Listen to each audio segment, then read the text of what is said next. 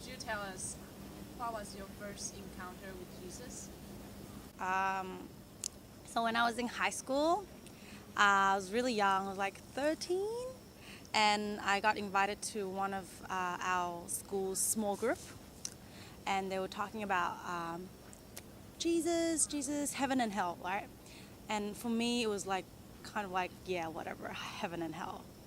But it was when they started talking about God as a father figure, and when I read the story in the Bible about the prodigal son, that was, from that moment, I believe that was my first encounter with God, when I read that despite the son's betrayal, God was waiting day and night for his child to come back home, and he didn't care if he was rebellious. He just ran towards the son and hugged him and kissed him like a real father. So I've never ever seen religion as something that can be so real and so true and loving. So that was, for me, that was the first encounter where I realized God is real, his love is real, like just like any other father, not even, if not more. So for me, it was meeting God the Father from that point. Yeah. So, yes, it's like you were speaking about God's love, like a father's love. Do you have any experience besides these that you feel God's presence of love in your life in some like specific moment that you can share? Yeah.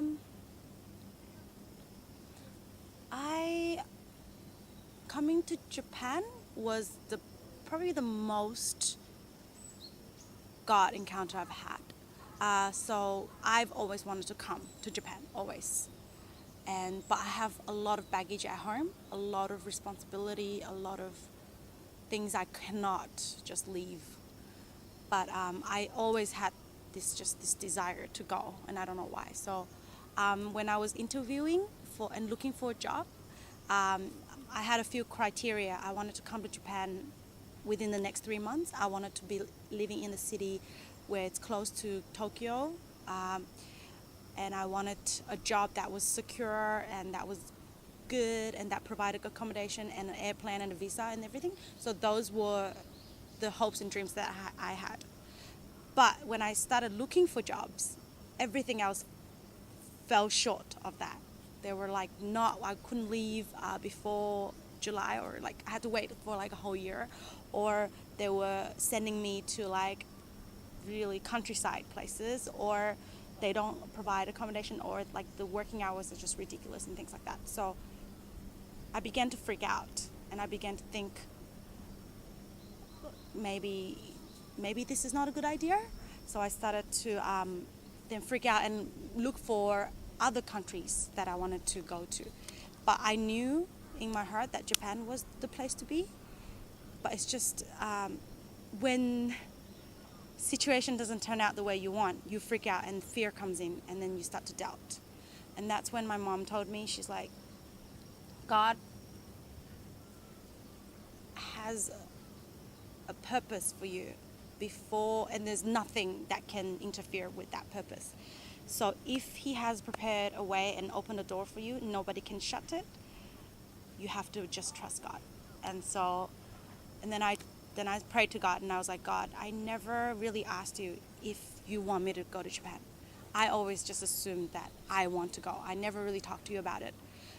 Even though I really want to go, but if it's not your will, then I don't want anything else that's not your will. I want you more than I want anything else. So even though it may suck for me, but if it's your will, like let your will be done. So then I just didn't really think about it, and I just left it. And then within the next week, I got a call from my employer now, and they offered me this wonderful package, which is I could leave within the next 3 weeks, exactly the time that I planned. They will pay for all airplanes, all accommodations, all the visa. They'll handle all the paperwork. And I live in Saitama, which is 20 minutes away from Tokyo. And also all the benefits are amazing. And so I was so thrilled that I got the job, and it was just like God just opened all the doors and set it all up for me to just walk through. And I got here, and then after I got here, I was told the reason I was chosen. So there were hundreds of applicants for the same job. Only 2 people from Australia were chosen, and I was one of them. And the reason I was chosen was because during my university years, I did one practice at one work experience with one school, and that school is connected to my school right now. So they chose me because maybe they various reasons, but one of them was that. So I just feel like God has already, before I even thought about going to Japan, has already prepared everything. And then chains were just like chains after chains, steps after steps, before I even thought about it.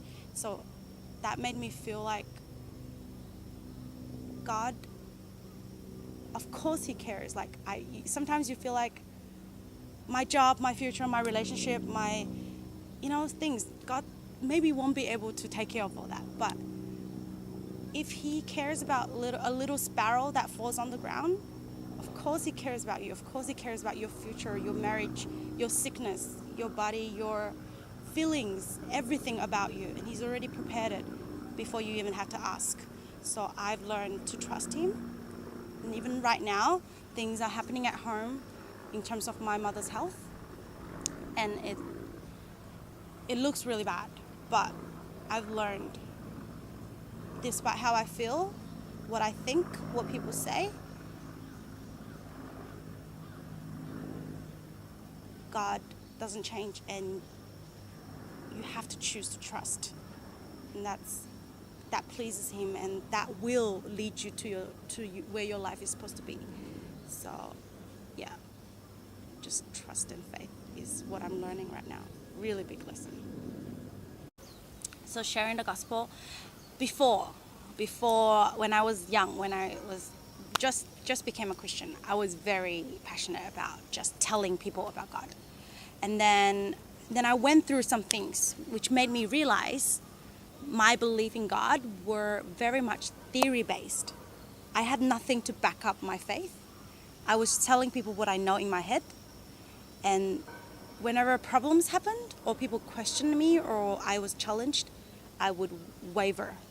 Like, I would be like, yeah, maybe I don't know what I'm talking about.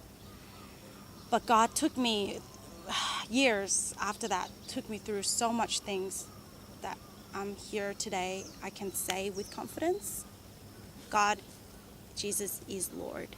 He knows me, He loves me, He's real, and He has a purpose for me.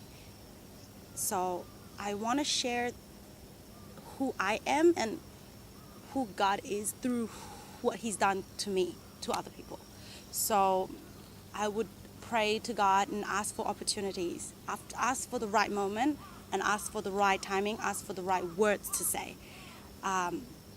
So the people around me lately, God's been opening them up in terms of the struggles that they're going through. And I've learned not to be afraid to just be open and say, yes, I'm a Christian, and there's truth in God's words that sets people free. So maybe I would suggest, instead of saying the Bible said this, maybe you can say God's words just in a way of comforting people, and then they will feel the power of God's words. And I think we have to be the testimony, not our words, our lives.